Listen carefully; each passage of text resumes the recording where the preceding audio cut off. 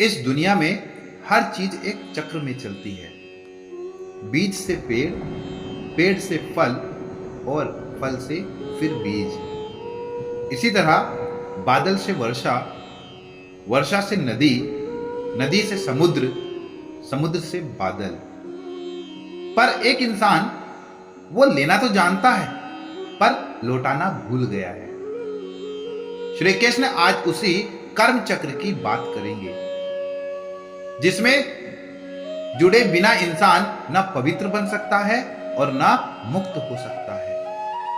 और फिर वो बताएंगे कि असली योगी कौन है, जो कर्म करते हुए भी फल की इच्छा से मुक्त हो, जो बस सेवा करता है, स्वार्थ नहीं।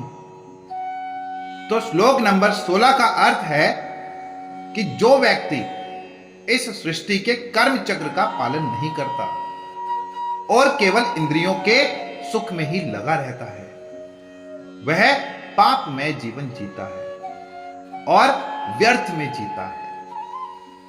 श्री कृष्ण चेतावनी देते हैं, अगर तू इस चक्र से बाहर निकला, तूने सेवा छोड़ दी, बस भोग में लगा रहा, तो तू जिंदा होकर भी मरा हुआ है। आज का इंसान धरती से ले रहा है, रिश्तों से ले रहा है, समय और संसाधनों से ले रहा है, पर देता क्या है? कर्म चक्र से बाहर जाना मतलब संतुलन तोड़ना और पाप में फंस जाना। श्लोक नंबर 17 का अर्थ है, लेकिन जो आत्मा में रमण करता है, आत्मा में ही तृप्त है और संतुष्ट है, उसे कोई कर्म करना आवश्यक नहीं है। यह श्लोक एक रेयर स्थिति की बात करता है। आत्मा रति मतलब यानी जिसे ना किसी की जरूरत है, ना किसी बात की लालसा है और जो भीतर से पूर्ण है।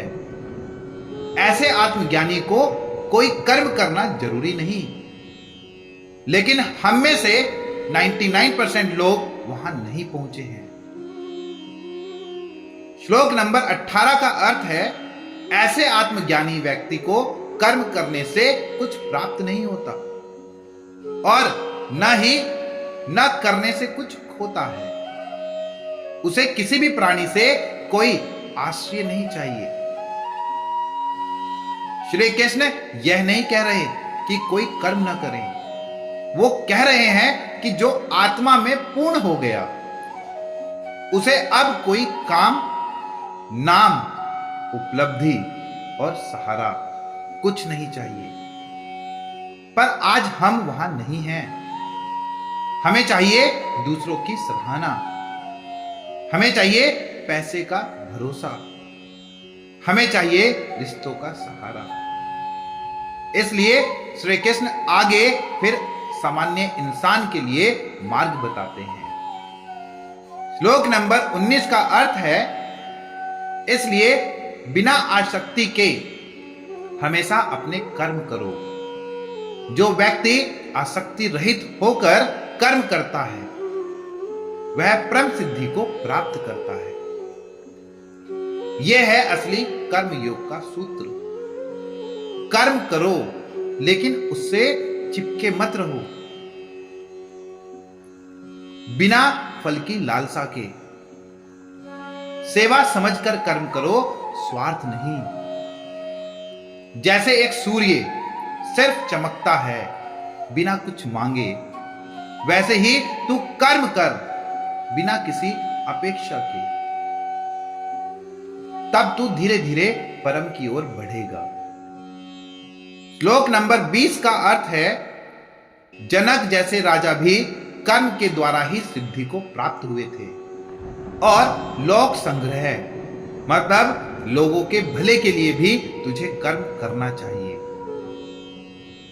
श्री कृष्ण प्रैक्टिकल उदाहरण देते हैं। जनक एक राजा, सब कुछ होते हुए भी कर्म करते थे, राज्य चलाते थे, लोगों का कल्याण करते थे। तुझे भी ऐसा ही बनना है, राजा की तरह जिम्मेदार, और योगी की तरह निर्मोही।